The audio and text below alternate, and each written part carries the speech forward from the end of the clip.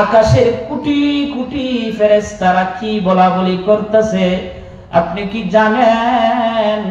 আল্লাহর পয়গম্বর বললা আদরি, আমি আল্লাহ জানি না, মাওলা জানি না গো। আকাশের কোটি কোটি ফেরেশতা কি আলোচনা করতেছে এটা আমি জানি না। আল্লাহর পয়গম্বর বলেন স্বপ্নে যুগে আল্লাহ তাআলার কুদরতি হাতটা আমার কাঁধের উপরে রাখলেন। কাঁধের উপরে রাখার সাথে সাথে আমার বুকটা যেন ঠান্ডা হয়ে গেল, শীতল হয়ে গেল।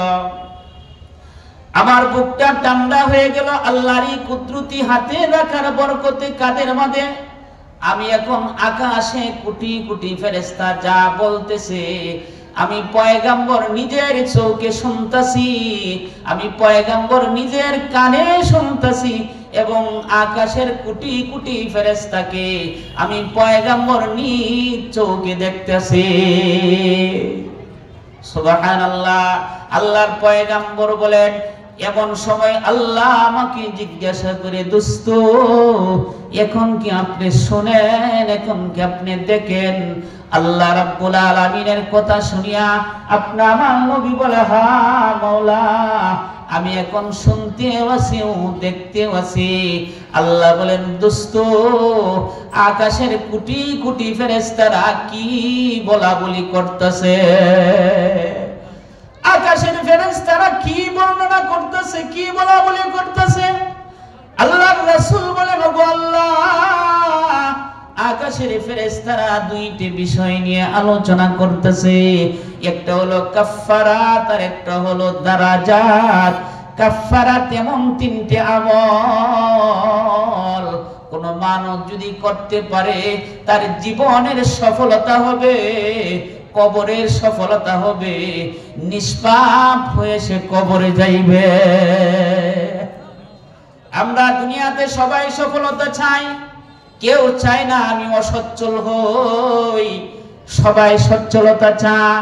পয়গম্বর বলেন কাফফারাতের তিনটে আমল নিয়ে ফেরেশতারা আলোচনা করতেছে। যদি ওই তিনটে আমল বনি আদম করতে পারে তাহলে তার জীবনেও সচ্ছলতা হবে, মরণটাও তার ভালো হবে, কবরে যাইবে তো নিষ্পাপ হয়ে কবরে যাইবে। আল্লাহর রাসূল বলেন ফেরেশতারা কাফফারাতের তিনটে বিষয় নিয়ে তিনটে আমল। প্রথম নম্বর আল্লাহর পয়গম্বর বলেন ফেরেশতাদের আমল, নবীজি ফেরেশতাদের বর্ণনাগুলো বলতেছেন। এক নম্বর হলো যে ব্যক্তি নামাজের পর মসজিদে কিছু সময় অবস্থান করে। সকল মুসল্লি নামাজ পড়ে চলে যায় কিন্তু সে যায় না, মসজিদে বসিয়া বসিয়া জিকির আজকার করতে থাকে, কোরআন তেলাওয়াত করতে থাকে। সকলে চলে যায় কিন্তু আল্লাহর বান্দা যায় না। পয়গম্বর বলে নামাজের পর যে মসজিদে সময় দেয়, যতক্ষণ পর্যন্ত সময় দিবে ততক্ষণ পর্যন্ত ফেরেশতারা তার সাথে সঙ্গ দেয়, ফেরেশতারা তার সাথে থাকে। পয়গম্বর বলেন মসজিদে অবস্থানকারী ব্যক্তি যদি অসুস্থ হয়ে যায় তো সরকারে তো আলম নবী বলেন ফেরেশতারা তার সেবা শুশ্রূষা করে। এক নম্বর নবীজি বলেন যে মসজিদে যে অবস্থান করে। দুই নম্বর রাসূল বলেন কাফফারাতের দুই নম্বর আমল হচ্ছে যে মসজিদে পায়ে হেঁটে হেঁটে মসজিদে যা, মসজিদে পায়ে হেঁটে হেঁটে যা। তিন নম্বর সরকারে দো আলম নবী বলেন যে কষ্টের সময় সুন্দরভাবে ওযু করে। এই তিনটে বিষয় ফেরেশতারা আলোচনা করতেছে। যে মসজিদে অবস্থান করে নামাজের পর এবং মসজিদে পায়ে হেঁটে হেঁটে যা, কষ্ট হইলেও সুন্দরভাবে ওযু করে। আল্লাহর পয়গম্বর বলেন এই তিনটে আমল যার জীবন থাকবে তার জীবনটা সফলতা হবে, জীবনের সচ্ছলতা হয়ে যাবে, জীবনের কোনো পেরেশানি থাকবে না, মরণের কোনো পেরেশানি থাকবে না। মরবে তো নিষ্পাপ হয়ে কবরে চলে যাইবে। আল্লাহর রাসূল বলেন আবার দারাজাতের তিনটি আলোচনা করতেছে ফেরেশতারা। আল্লাহর রাসূল বলেন কোন মানুষ যদি ওই তিনটে দারাজাত আমল করতে পারে সে আল্লাহর ওলি হয়ে সে কবরে চলে যাইবে। আল্লাহর রাসূল বলেন ফেরেশতাদের দারাজাতের তিনটে আলোচনার মধ্যে প্রথম নম্বর আলোচনা নবীজি বলেন ফেরেশতারা বলতেছে যে সালাম বিনিময় করা, 2 নম্বর অনাহারীকে খাবার দেওয়া, 3 নম্বর মানুষ যখন ঘুমিয়ে যায় তো রবের কদমে সিজদায় পড়ে যাওয়া, তাহাজ্জুদের নামাজে দাঁড়িয়ে যাওয়া। এই তিনটে আমল যে করবে সরকার বলেন আপনা আমার নবী বলেন সে আল্লাহর ওলি হয়ে কবরে চলে যাইবে। আল্লাহর রাসূল বলেন এই আলোচনাটি আমি শুনতেছিলাম ফেরেশতাদের কাছ থেকে। আল্লাহর কুদরতি হাতটা তখন আমার কাঁধের উপরে ছিল। আল্লাহ তাআলার কুদরতি হাত কাঁধের উপর নেওয়ার সাথে সাথে আমার স্বপ্ন ভেঙে গেল।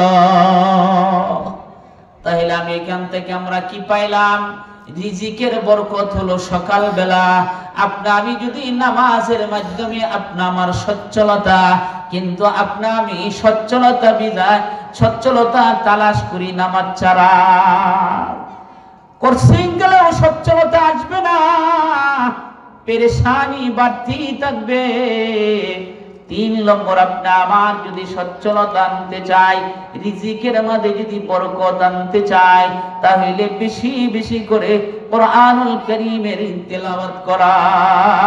কোরআনের তেলাওয়াত আল্লাহ তাআলার কাছে মানুষের মর্যাদা বাড়ায়া দে।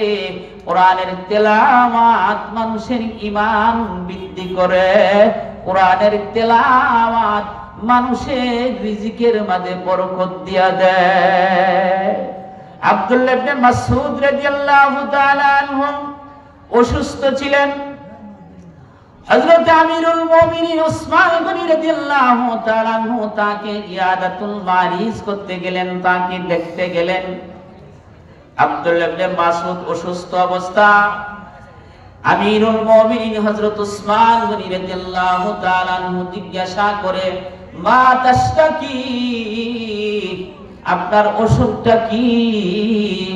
আব্দুল্লাহ ইবনে মাসউদ বলেন জুনুবি, আমার অসুখটা হলো আমার গুনাহ। আমার গুনাহে আমার অসুস্থ। যে যত বেশি গুনাহ করে আল্লাহ রাব্বুল আলামিন, আব্দুল্লাহ ইবনে মাসউদ বলেন গুনাহের কারণে আমার অসুস্থ। আমিরুল মুমিনিন হযরত উসমান গনি বললেন মা তাশতাহি, আপনার বাসনা কি? আব্দুল্লাহ ইবনে মাসউদ বলেন রহমাতু রাব্বি, আমি আমার রবের রহমতের কামনা করি, আমি আমার রবের রহমতের সাহায্য চাই। রব যেন আমাকে দয়া করে, রব যেন আমাকে অনুগ্রহ করে। আব্দুল্লাহ ইবনে মাসউদ এই কথা বলার পর হযরত আমিরুল মুমিনিন উসমান গনি রাদিয়াল্লাহু তাআলা আনহু বলেন আমি কি আপনার জন্য কোন ডাক্তার ডাক দিব? ডাক্তার কি আপনার জন্য আহ্বান করব? আব্দুল্লাহ ইবনে মাসউদ বলে না, চিকিৎসকই তো আমাকে অসুস্থ করেছে, আমার ডাক্তারের কোনো প্রয়োজন হয় না, আমার ডাক্তারের কোনো প্রয়োজন নাই। আমিরুল মুমিনিন হযরত উসমান গনি রাদিয়াল্লাহু তাআলা আনহু বলেন ও আব্দুল্লাহ, আমি তোমার জন্য বাইতুল মাল থেকে কিছু উপহার দেই, উপকরণ দেই, হাদিয়া দেই, সেটা তোমার জন্য কাজে আসবে। আব্দুল্লাহ বললেন না না, লা হাজাতুলি ফিহা, আমার কোনো প্রয়োজন নাই, হাদিয়া আমার কোনো প্রয়োজন নাই। আমিরুল মুমিনিন উসমান গনি বললেন তাহলে তোমার কন্যা সন্তানদের জন্য উপকারে আসবে, তুমি ইন্তেকালের পর তোমার কন্যাদের উপকারে আসবে। আব্দুল্লাহ ইবনে মাসউদ বলেন হে আমিরুল মুমিনিন উসমান, আপনি কি আমার সন্তানের দারিদ্রতার ভয় করিতেছেন?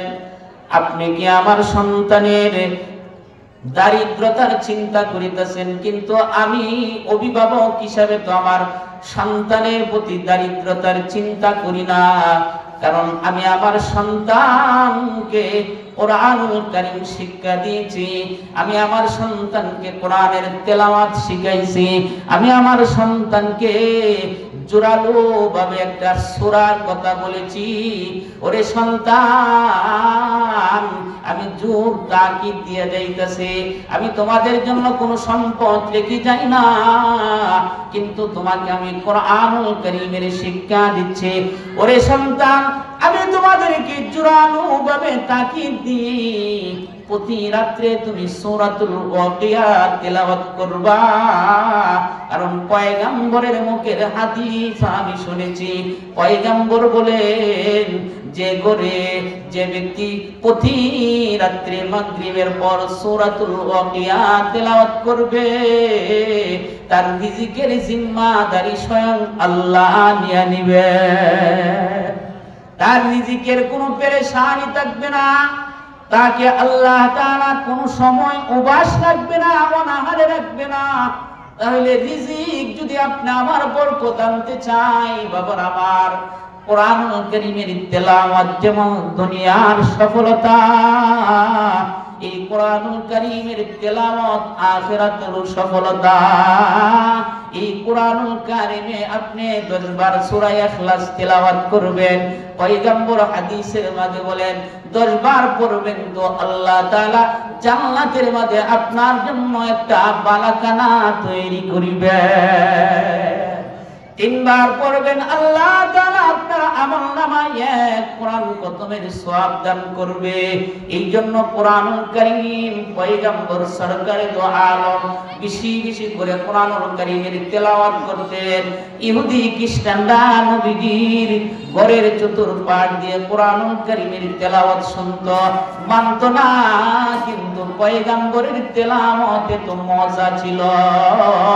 কারণ দুনিয়াতে আদম থেকে নিয়ে ঈসা নবী পর্যন্ত যত নবী দুনিয়াতে আগমন করেছে, সমস্ত নবীদের একত্রিত করলে, সুর একত্রিত করলে আপনা আমার নবীর কণ্ঠ এর চেয়ে বেশি ভালো ছিল।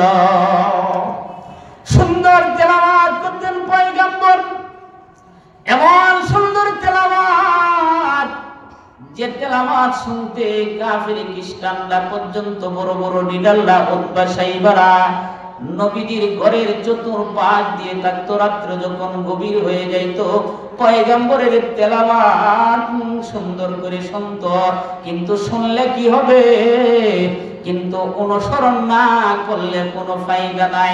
আমরা ওয়াজ শুনবো, কিন্তু যদি অনুসরণ আর অনুকরণ না করি, তাহলে ওই উতবা সাহেবাদের মতোই হবে, আমাদেরও কোনো উপকারে আসবে না।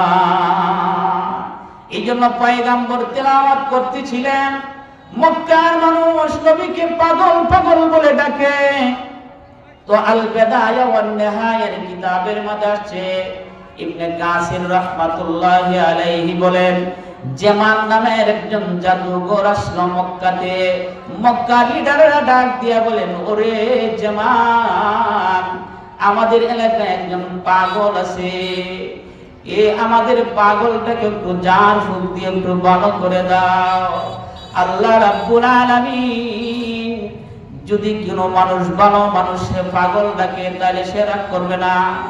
পয়গম্বরকে পাগল ডাকে, রাসূল করিম সাল্লাল্লাহু আলাইহি সাল্লামের সাথীদের সামনে নবীকে পাগল পাগল বলে সম্বোধন করে।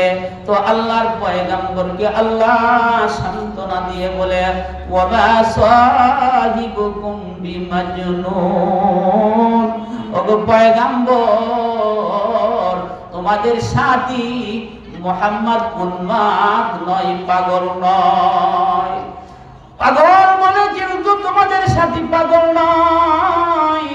যেমন আসলেন আল্লাহর পয়গম্বরের কাছে জান ফুক দেওয়ার জন্য, আল্লাহর পয়গম্বর বলেন, যেমন রে, আমি যে মন্ত্রগুলো পড়েছি তুমি শোনো, তোমার মন্ত্রের সাথে আমার মন্ত্রের কি মিল আছে কিনা শোনো। যেমন নবীজির কণ্ঠে তেলাওয়াত শুনতেছিল, নবীজির কণ্ঠে তেলাওয়াত শুনিয়া জামানের মনটা যেন একেবারে দুর্বল হয়ে গেছে, ভিতর থেকে জঙ্গল দূর হইতেছে, আস্তে আস্তে কলব পরিষ্কার হইতেছে। দেখা গেল নবীর তেলাওয়াত শুনিয়া জামালের চোখ দিয়ে অশ্রু বের হইতাছে, জামাল কাঁদতেছে। আর পয়গম্বরকে বলে, ওগো সরকার, এটা কোন কবির কবিতা না, কোন জাদু না, আপনার তেলাওয়াত শুনিয়া আমি আর নিজেকে ঠিক রাখতে পারলাম না। পয়গম্বর গো, আসলাম আপনাকে ফলো করার জন্য, আমাকে এখন কালমা পড়ায়া মুসলমান বানায়া দেন। এই জন্য নবীজির তেলাওয়াত শুনে হাজার হাজার কাফের মুসলমান হয়েছে। এই জন্য কোরআনুল কারীমের তেলাওয়াত যেমন আখিরাতের জন্য আপনা আমার জন্য যেমন সফলতা, দুনিয়াতেও আপনা আমার জন্য সফলতা। রিজিকের জন্য পেরেশানি করতে হয় না। আসমানের মালিক আল্লাহ আপনাকে কোনো সময় অনাহারে রাখবে না। 3 নম্বর আপনা আমার রিজিকের, 4 নম্বর আপনা আমার রিজিকের বরকত আসে সালামের মাধ্যমে। একজন আরেকজনকে সালাম দেওয়া, পরিবার পরিজনকে একজন আরেকজনকে সালাম দেওয়া। তিরমিজির বর্ণনা, আল্লাহ রাসূল হযরত আনাসকে বলেন, হে আনাস, তুমি যখন ঘরের মধ্যে প্রবেশ করবা তো তুমি তোমার পরিবারকে সালাম দিবা। ওই সালামটা তোমার এবং তোমার পরিবার সকলের জন্যই বরকতের কারণ হবে। সালাম এমন একটা বরকতের কারণ, কিন্তু আমরা সালামকে দূরে সরাই দিছি। ঈমানদার যদি আমি পরিপূর্ণ রাসূল বলেন, তুমি যদি ঈমানদার হতে চাও, জান্নাতে যাইতে চাও, পরিপূর্ণ মুমিন না হয়ে জান্নাতে যাইতে পারবে না। আর পরিপূর্ণ মুমিন হওয়ার জন্য বেশি বেশি সালাম দাও। পরিচিত অপরিচিত মুসলমানকে সালাম দিতে থাকো। আল্লাহর পয়গম্বর বুখারীর বর্ণনায় এসেছে, নবীজি বলেন, ও আমার উম্মতরা, তোমরা জানো সালাম সূচনা হয়েছিল কোন সময়? আল্লাহ তাআলা যখন আদম নবীকে সৃষ্টি করে, আদমকে আল্লাহ 60 হাত লম্বা করে যখন বানাইলেন, আদমের ভিতরে যখন রূহ দিলেন, রূহ সঞ্চয় হলো, আদম নবী যখন দাঁড়িয়ে গেলেন, আল্লাহ তাআলা আদম নবীকে নির্দেশ দিলেন, ও আদম, ওই দেখো ফেরেশতার দলেরা বসে রইছে, সেখানে গিয়া তুমি তাদেরকে সালাম দিবা। আর লক্ষ্য রাখবা তোমার সালামের সাথে তারা কি উত্তর দেয়। আদম নবী চলে গেলেন, ফেরেশতাদেরকে সালাম দিলেন এবং ফেরেশতাদেরকে বললেন, আসসালামু আলাইকুম। ফেরেশতারা বললেন, ওয়া আলাইকুমুস সালাম ওয়া রাহমাতুল্লাহ। এতটুকু বললেন। আল্লাহর পয়গম্বরের কাছে বসা নবীজি, একজন সাহাবী আসলেন, নবীকে সালাম দিলেন, আসসালামু আলাইকুম। এই কথা বসিয়া সাহাবী বসে গেলেন। আল্লাহর রাসূল বললেন, তুমি 10টা নেকি কামাইলা। আরেকজন সাহাবী আসলেন, বললেন, আসসালামু আলাইকুম ওয়া রাহমাতুল্লাহ। আল্লাহর পয়গম্বর বলেন, তোমার আমলনামা 20টি নেকি হয়ে গেল। আরেকজন সাহাবী আসলে বললেন, আসসালামু আলাইকুম ওয়া রাহমাতুল্লাহি ওয়া বারাকাতুহু। আল্লাহর পয়গম্বর বলেন, তোমার আমলনামা 30টা নেকি লিপিবদ্ধ হয়ে গেল। এই জন্য সালাম, গড়রাকে সালাম দেওয়া। হযরত খাদিজাতুল কুবরা রাদিয়াল্লাহু তাআলা আনহা বলতেন, আমি কোন সময় নবীকে আগে আগে সালাম দিতে পারতাম না। নবীজি করে দরজা আসার আমি বলবো সালাম দিব, কিন্তু আমি জিহ্বা লাগানোর আগে পয়গম্বর আমাকে সালাম দিয়ে দিত। আর আমরা সালাম দিতে লজ্জা করি। সালাম তার সন্তানকেও বাবা সালাম দেয় না, বাবাকে সন্তান সালাম দিবে। শ্বশুর তার জামাইকে সালাম দিবে, জামাই তার শ্বশুরকে সালাম দিবে। শ্বশুরে যদি বাপ ধরে বসে থাকে যে জামাই আমারে সালাম দিবে, জেঠা শ্বশুর যদি বাপ ধরে বসে থাকে আমারে সালাম দিব, সালাম দিব না তো শাস্ত্র বসিয়া বসিয়া তার বুজুর্গা জামাইকে বেয়াদব সালাম দেয় না, তুমি তারও বেশি বেয়াদব। তুমি কেন জামাইরে সালাম দিয়া শিক্ষা দেও না যে জামাই সালাম দিতে হবে? কারণ পয়গম্বর রাস্তা দিয়ে হাঁটিয়া যাইতেন, শিশু বাচ্চাদেরকে পাইতেন। নবী করিম সাল্লাল্লাহু আলাইহি সাল্লাম শিশু বাচ্চাদেরকে সালাম দিয়ে দিতেন। শিশু বাচ্চাদেরকে যদি নবী সালাম দিতে পারেন, এই জন্য আল্লাহর পয়গম্বর বলেন, তুমি সালাম বেশি বেশি করে দাও। এই সালাম তোমাদের জন্য বরকতের কারণ হবে। আমরা তো বরকত তালাশ করি টাকার মাধ্যমে। পয়গম্বর বলেন কোন মেহমান যদি ঘরের ভিতরে প্রবেশ করে সালাম দিয়ে প্রবেশ করলো, যাওয়ার সময় তুমি বিদায় দেওয়ার সময় সালাম দিয়ে বিদায় দাও। সে যখন বিদায় হয়ে যাচ্ছে তখন তুমি তাকে সালামের মাধ্যমে বিদায় দাও। আর আমরা মেহমানকে বিদায় করি টাকা দেওয়ার মাধ্যমে। টাকা দিই, এইভাবে টাকা দিতে থাকি। সরকার বলে না না টাকা না, এটা তো ইহুদি খ্রিস্টানদের কালচার। পয়গম্বর আমাদেরকে শিখাইছেন ঘরে ঢুকবা তো সালাম দিবা। তুমি তোমার আপনজনের ঘরের মধ্যে যদি ঢুকবা তো আল্লাহর রাসূল শিক্ষা দিলেন তুমি ঘরের মধ্যে ঢোকার সাথে সাথে তুমি সর্বপ্রথম দরজার মধ্যে গিয়ে সালাম দিবা। সালাম দিয়া অনুমতি চাইবা, আমি কি আসতে পারি? যদি সালাম বিনিময় হইতে থাকে আর যদি তোমাকে জবাব না দেয় তাহলে তোমার ঘরে অনুমতির প্রবেশ করার অনুমতি নাই। এই জন্য সালাম নবীজি যখন সাহাবীদের কাছে যাইতেন সর্বপ্রথম সালাম দিতেন। দরিদ্র একজন অসহায় সাহাবী নবীজির পিছনে নামাজ পড়ে চলে যা, দ্রুত গতিতে বাড়িতে চলে যা। সাহাবায়ে কেরাম একদিন বসলেন, ইয়া রাসূলুল্লাহ, ইয়া রাসূলুল্লাহ, এই আনসারী সালাবাতুল আনসারী আল্লাহর রাসূল গো, ওই সাহাবী নামাজ পড়ে কিন্তু আব্দুল্লাহ আনসারী নামাজ পড়ে কিন্তু তাড়াতাড়ি বাড়িতে চলে যা, আপনার সাথে সময় দেয় না। নবীজি একদিন চলে গেলেন তার বাড়িতে, দরওয়াজার মধ্যে নবীজি সালাম দিতেছে।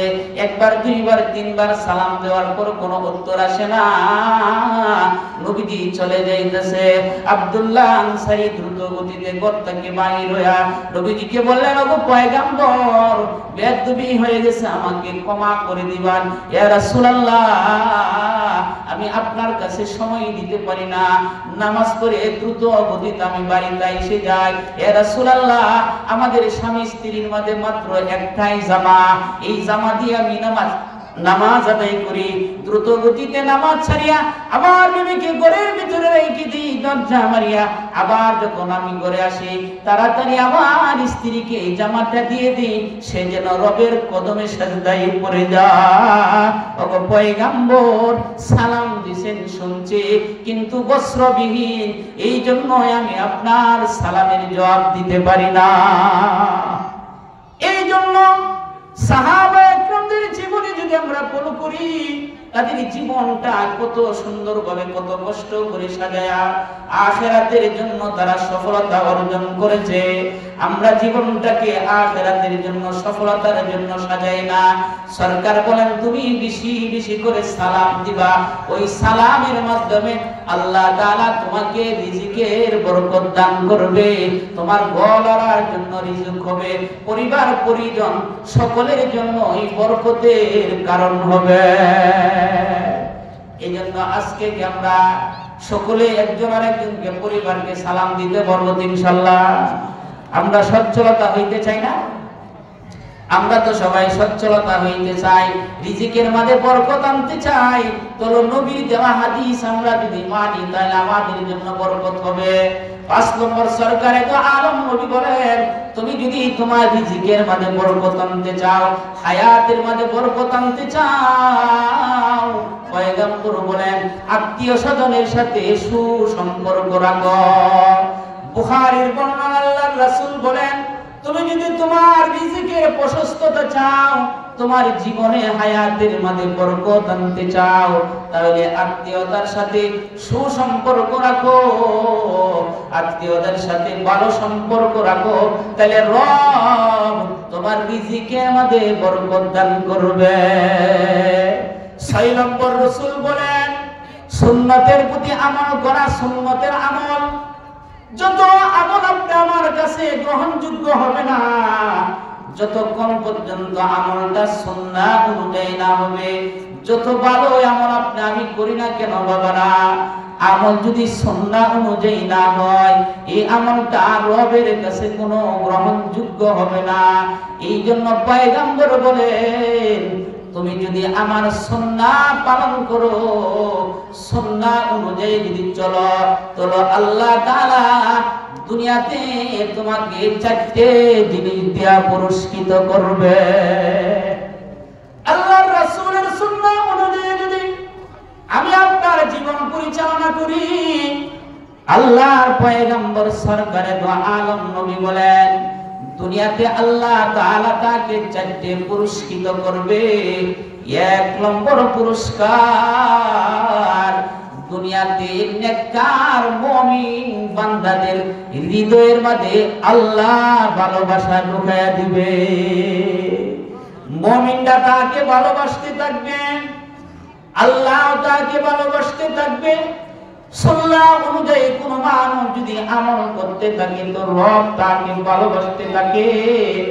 বুখারীর বর্ণনায় এসেছে, আল্লাহর পয়গম্বর হযরত আবু হুরায়রা থেকে বর্ণিত, রাসূল করিম সাল্লাল্লাহু আলাইহি ওয়াসাল্লাম বলেন, আল্লাহ তাআলা যখন কোন বান্দাকে ভালোবাসে, কোন বান্দীকে ভালোবাসে, তো আল্লাহ রাব্বুল আলামিন জিবরাইলকে ডাক দিয়ে বলে, নাদা জিবরাইল, ও জিবরাইল, আমি অমুক বান্দাকে আমি রব আল্লাহ ভালোবাসি, সুতরাং তুমিও তাকে ভালোবাসো। তো জিবরাইল তাকে ভালোবাসতে থাকে। আল্লাহর রাসূল বলেন, আল্লাহ তাআলা জিবরাইল যখন ভালোবাসে তো আসমানের ফেরেশতাদেরকে, সকল ফেরেশতাদেরকে ঘোষণা দিয়ে দেয়, অমুক গ্রামের বলবাড়ির অমুক গ্রামের অমুক আল্লাহর এক বান্দাকে আল্লাহ ভালোবাসে। তো ফেরেশতা যত, আকাশের যত ফেরেশতা আছে, সকল ফেরেশতা তাকে ভালোবাসতে থাকে। সকল ফেরেশতা যখন ভালোবাসে, আল্লাহ রাসূল বলেন, ওই ভালোবাসাটা দুনিয়ার সমস্ত সৃষ্টি জীবের মধ্যে বিহিত হয়ে যায়। তো দুনিয়ার সমস্ত সৃষ্টি জীব তাকে ভালোবাসতে থাকে।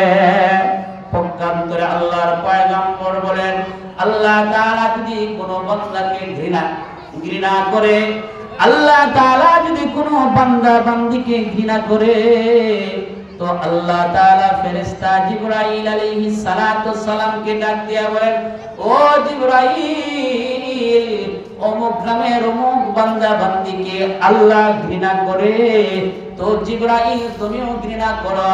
তো জিবরাইল ঘৃণা করা শুরু করে। জিবরাইল ঘোষণা দিয়ে দেয়, আকাশের সমস্ত ফেরেশতাদেরকে ঘোষণা দিয়ে দেয় যে অমুক গ্রামের অমুক বান্দাটাকে আল্লাহ ঘৃণা করে। তো ওই ঘৃণাটা জমিনের মধ্যে গৃহীত হয়ে যায়। তো জমিনের মধ্যে সকলেই তাকে লাঞ্ছিত করে, সকলের কাছে সে অপদস্থ হয়ে যায়। ওই যদি আপনি আমি যদি মহব্বত আনতে চাই, আল্লাহ তাআলার কাছে যদি আপনি আমার রিজিকের বরকত, রবের মহব্বত যদি আনতে চাই আমরা, তাইলে রাসূলের সুন্নাহ অনুযায়ী নিজের জীবনটাকে পরিচালনা করা। 1 নম্বর সরকারে দো আলম নবী বলেন, মুমিন মুত্তাকিনদের অন্তরে আমি আল্লাহ তার প্রতি ভালোবাসা সৃষ্টি করে দিব। 2 নম্বর সরকারে দো আলম নবী বলেন, আল্লাহ তাআলা তার অন্তরের মধ্যে, আল্লাহ রাব্বুল আলামিন দুনিয়ার যত পাপিষ্ঠ আছে, অপরাধী আছে, পাপিষ্ঠদের অন্তরে তার ভয় ঢুকায়া দিবে। সুন্নাত ওয়ালারে সবাই ভয় করে, কারণ হায়াতুল হাইওয়ানের মধ্যে লেখেন, আল বিদায়া ওয়ান নিহায়া কিতাবের মধ্যে ইবনে কাসির লেখেন, আব্দুল্লাহ ইবনে মারুজি রাহমাতুল্লাহি আলাইহি একটা ঘটনা তিনি বর্ণনা করেন। এক দুর্গের যুদ্ধের ময়দানে গেলেন, যুদ্ধে করতেছে কিন্তু বিজয় হইতেছে না। একদিন মারুজি স্বপ্নে দেখে আল্লাহর পয়গম্বরকে স্বপ্নে দেখলেন, আপনি আমার নবীকে স্বপ্নে দেখেন। মারুজিকে ডাক দিয়ে বলে, হে আব্দুল্লাহ, এত পেরেশানি কেন রে আব্দুল্লাহ? আব্দুল্লাহ ডাক দিয়া বলে, ও সরকার, অনেক দিন ধরে যুদ্ধ করিতেছে কিন্তু বিজয় হইতেছে না। আল্লাহর পয়গম্বর বলে, হে আব্দুল্লাহ ইবনে মারুজি, তুমি তোমার সমস্ত সাথীদেরকে বলে দাও, আজকে যখন ফজরের নামাজ আদায় করব, সকলেই যেন নামাজটা মিসকের সাথে আদায় করে। আমার নবীর সুন্নাত মিসওয়াক, নবীর সুন্নাত মিশক দিয়া যেন নামাজগুলো সুন্দরভাবে আদায় করে। তোমার যে ঘুম থেকে উঠিয়া সমস্ত মুজাহিদদেরকে নির্দেশ দিয়ে দিলেন, ও মুজাহিদরা, আজকে সকলেই রাসূলের সুন্নাত মিশকের মাধ্যমে নামাজ আদায় করবা। সকলে মিশক হাতে নিয়ে মিশক করতেছিলেন। ওই দুর্গে থেকে একজন গুপ্ত ছিল, কাফেরদের একজন গুপ্তচর, সেটা দেখতেছে যে মুসলমান আজকে তাজা গাছ চাবাইতেছে, গাছ তাজা ডাল চাবাইতেছে, তো তাদের দাঁত দাঁড়াইতেছে, আজকে যদি আমাদেরকে ধরতে পারে তাহলে আমাদেরকে ছিবে খাইবো। হৃদয়ের মধ্যে ভয় ঢুকে গেছে, দুশমনের হৃদয়ে এমন ভয় ঢুকলো, সেই দুর্গের কাছে ডাক দিয়া বলেন, আমি যুদ্ধ করব না, মুসলমানরা যে বিজয়ী হয়ে যাইবে, আমাদেরকে চিবায় চিবায় খাইবে। তারা কিন্তু সকলে ধার দাঁড়াইতেছে। মুমিনদের এই ধার দাঁড়ানি নবীজির সুন্নতের আমলের বরকতে বেঈমান পাপিষ্ঠদের অন্তরে এমন ভয় ঢুকছে, সকলেই যুদ্ধ করবে না। তো দুর্গের মধ্যে যারা নেতৃস্থানীয় লোক ছিল, যারা নেতা ছিল, ওই দুর্গের নেতারা মুসলমানের দুর্গের কাছে আসিয়া বলেন, তোমরা আমাদের কাছে কি চাও? আমাদের মাল চাও, আমাদের সম্পদ চাও, না আমাদের জীবন চাও? তোমরা কি চাও? বলে, আমরা তোমাদের মালও চাই না, আমরা তোমাদের জীবনও চাই না। তোমরা যদি মুসলমান হয়ে যাও তাহলে পরকাল তোমাদের জন্য আসান হবে, দুনিয়াতেও শান্তি, আখিরাতের ঠিকানা তোমাদের জান্নাত হবে।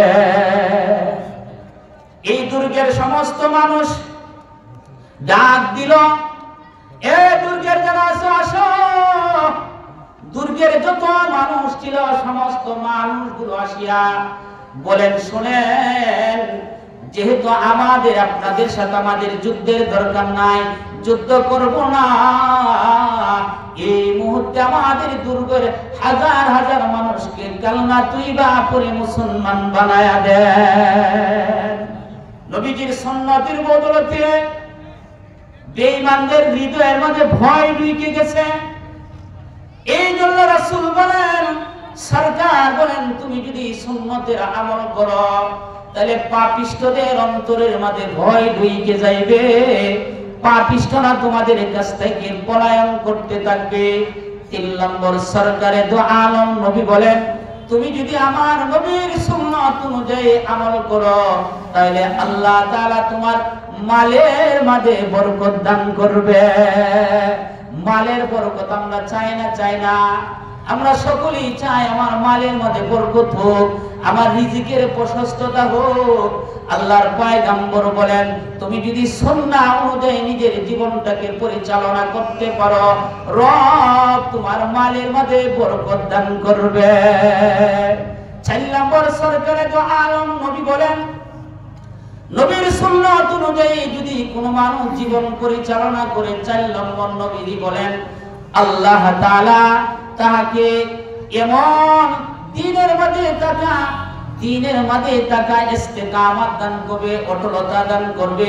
আল্লাহ তাআলা তার কোন সময় এই সুন্নাত পালন করনেওয়ালা বান্দা বান্দির কখনো আল্লাহ তাআলা তাকে পথভ্রষ্ট করবে না, আল্লাহ তাআলা তাকে পথভ্রষ্ট করবে না। দ্বীনের মধ্যে ইস্তেকামত থাকবে, দ্বীনের উপর অটল থাকবে। যতই কষ্ট আসুক না কেন, সামনে যত মুসিবত আসুক না কেন, যত বিপদ তার সামনে আসুক না কেন, সুন্নতওয়ালা মানুষ, আল্লাহর রাসূলের সুন্নাত পালনকারী, কখনো সে পিছপা হবে না, ভয় পাবে না, কারণ তার মধ্যে ইস্তেকামত আছে। আল্লাহ তাআলা তাকে কখনো পথভ্রষ্ট করবে না। সে যখন দুনিয়া থেকে আখিরাতে চলে যাইবে, আখিরাতে আল্লাহ রাব্বুল আলামিন তার জন্য কোনো পেরেশানি থাকবে না, কোনো চিন্তা থাকবে না। ইন্নাল্লাযীনা ক্বালু রাব্বুনাল্লাহ সুম্মা ইসতাকামু ফালা খাউফুন আলাইহিম ওয়ালা হুম ইয়াহজানুন। আল্লাহ রাব্বুল আলামিন বলেন, যারা বলে আমার রব আল্লাহ আর ইহার উপর ইস্তেকামত থাকে, নবীজির সুন্নতের উপর ইস্তেকামত থাকে, রবকে বলিয়া সামনে যত বিপদ আসুক না কেন, যত পেরেশানি আসুক না কেন, রবের উপর সে ইস্তেকামত থাকে। আমার রব আল্লাহ বিপদ আমাকে দিয়েছে, বিপদ আমার রব আমাকে উদ্ধার করবে, এইভাবে যখন ইস্তেকামতের সাথে থাকবে, আল্লাহ বলেন সে কখনো পথভ্রষ্ট হবে না, দুনিয়া থেকে মরবে, এমন অবস্থা যখন আখিরাতে চলে যাইবে, আল্লাহ বলেন ফালা খাউফুন আলাইহিম, তার কোনো ভয় থাকবে না, তার কোনো চিন্তা থাকবে না। ওই আয়াতের ব্যাখ্যাকারীরা বলেন জান্নাতীরা যখন জান্নাতে যাইব, জান্নাতি যাওয়ার পরে তার মধ্যে একটা পেরেশানির ভাব আসবে, এই জান্নাত পাইলাম, না জানি রব আমার কাছ থেকে জান্নাত আবার নিয়ে যায় কিনা, জান্নাতের নিয়ামত থেকে নাকি আমি বঞ্চিত হয়ে যাই, এমন একটা বাবার চিন্তা তার পেরেশানির মধ্যে আসবে। অপরদিকে জাহান্নামীরা ওই শাস্তি ভোগ করে করে মনে মনে চিন্তা করবে, মনে মনে চিন্তা করবে যে মনে হয় আমাদেরকে আযাব থেকে আল্লাহ তাআলা মুক্ত দিবে। এই চিন্তা যখন আসবে, জান্নাতীদের জান্নাতে যা থাকবো না, পেরেশানির ভাব এসে যাইব, না জানি জান্নাত আমার কাছ থেকে বিচ্ছিন্ন